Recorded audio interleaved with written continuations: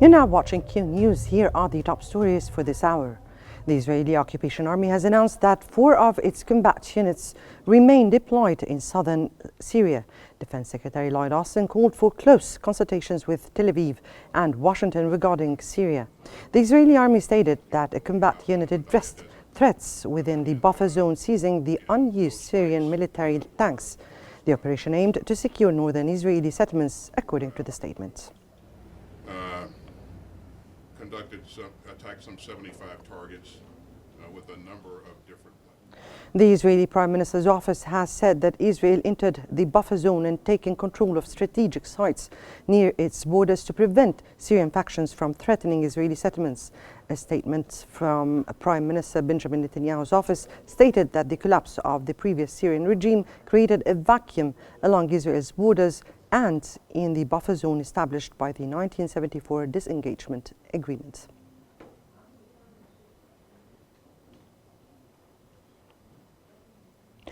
The official Al-Masna border crossing between Lebanon and Syria has witnessed heavy movement as thousands of Syrians crossed into Lebanon. Conversely, many Syrians traveled back into the homeland spurred by the fall of Bashar al-Assad and calls for return. Lebanese security forces tightened measures at the crossing amidst the absence of Syrian personnel on the opposite side.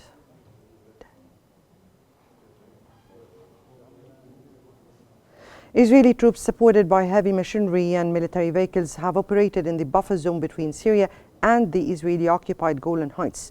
Following the collapse of Syrian President Bashar al-Assad's government, Israeli Prime Minister Benjamin Netanyahu said the regime's fall created a vacuum near Israel's border. He warned against groups exploiting the situation to threaten Golan Heights communities with attacks like those of October 7th. Netanyahu added that Israeli forces entered the buffer zone to secure strategic sites.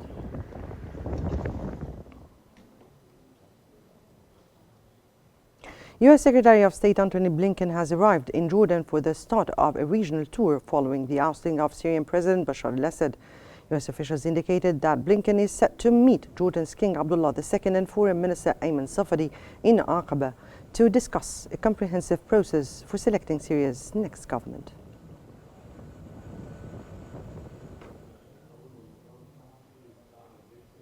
France's foreign ministry has reiterated its support for a peaceful and inclusive political transition in Syria. In a statement, it emphasized alignment with UN Security Council Resolution 2254 and Paris' commitment to a free, democratic and diverse Syria. The ministry called for a transition that represents all segments of the Syrian population.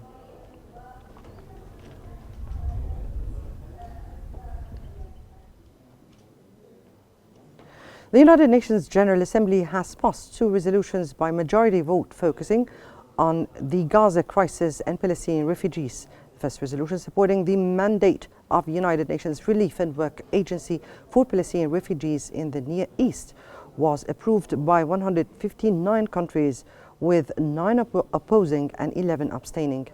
The second resolution calling for a ceasefire in the Gaza Strip received 158 votes in favor, 9 objections and 13 abstentions. Resolution A/EF. 35 civilians have been killed in Israeli airstrikes that targeted various areas in the Gaza Strip. Local sources reported that Israeli forces bombing in Gaza killed 7 civilians, including women and children, near the Abd al-Al intersection on the Al-Jala Street, in addition to the death of 15 Palestinians in a house near Al-Nusayrat camp and 13 civilians aiding others in the Palestinian city of Rafah with additional injuries.